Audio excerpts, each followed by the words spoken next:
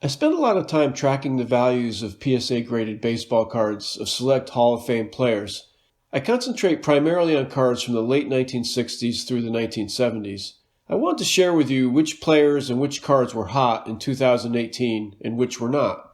This is not meant to be a completely exhaustive list. I don't track every player or every card. I look at completed auction sales from the PSA Card Auction Prices Realized page, which notoriously has a lot of missing data. But it's a good place to start, and if you want to do this yourself, I have another video I've linked above that will get you going, so you can track the cards you're interested in. Let's get right into it. As a whole, the vintage card hobby seems to be doing well, with most cards I looked at increasing in value in 2018. The one player I see declining is Tom Seaver. I love Seaver, but his rookie card was down 2% in a 7 and 15% in an 8. His second-year card was down 9% in an 8. His later cards do better. The 1971 in a 7 is up 35%, and the 1975 card in an 8 is up 21%. But these later cards are just not in as strong demand as the earlier ones. To me, if a particular baseball card is appreciating at a double-digit yearly growth rate, that's pretty good. But here are some cards that aren't quite at that level. I would call them flat for 2018. First, the big one, Nolan Ryan. For a player that I see second in popularity to Mantle, his cards haven't climbed in value too much. His rookie card is up 6% in a 5 and only 3% in a 6. His second-year card had zero growth in a 7 or 8. His 1970 card is down 2%.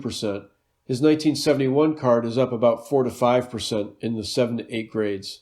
I would put George Brett in this category too. His PSA 8 rookie card is up 5% and the 1976 card in an 8 is at 0%.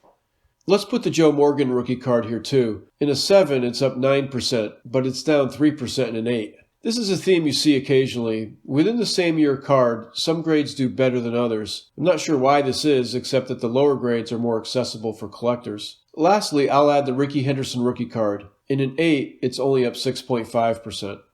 This next group of players is mixed. Some of the cards had double-digit growth in 2018, primarily in the rookie cards, but other year cards might be flat.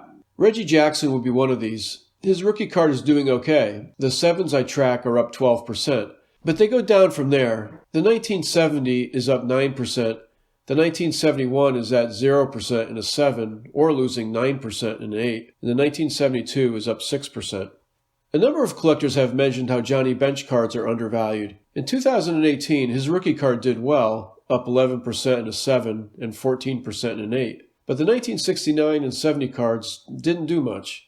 With Carl Yastrzemski, his rookie card is also doing the best. In a 6, it's up 13%, but the 7 is only up 4%.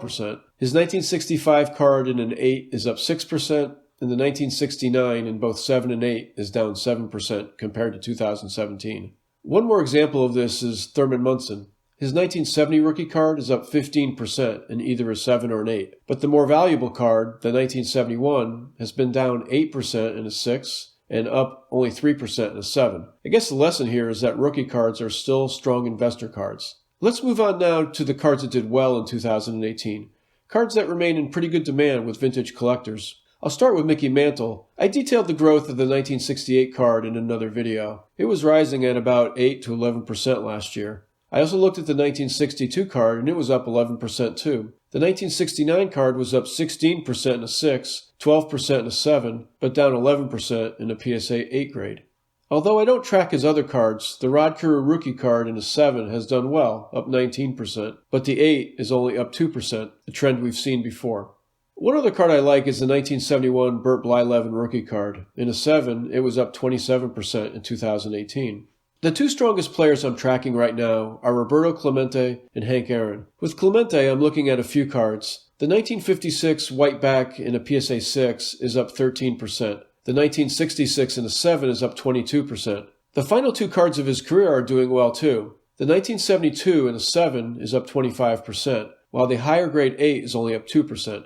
The 1973 Clemente is up 16% in both grades 7 and 8. Finally, I would say that Hank Aaron cards have had the highest growth in 2018. But not all the cards. The 1960, 1970, and 1973 cards have been flat. The 1967 in a 7 is up 30%. The 1972 is up 30% in a 7 and 23% in an 8. The 1974 in an 8 is up 31%. The 1975 PSA 8 card is up 33%. His last Topps card, 1976 in an 8, is up 34%. If you're interested in buying Hank Aaron cards, doing some research and having some patience will go a long way. Thanks for watching and supporting the channel. If you have any comments or questions, leave them below. And collect what you love.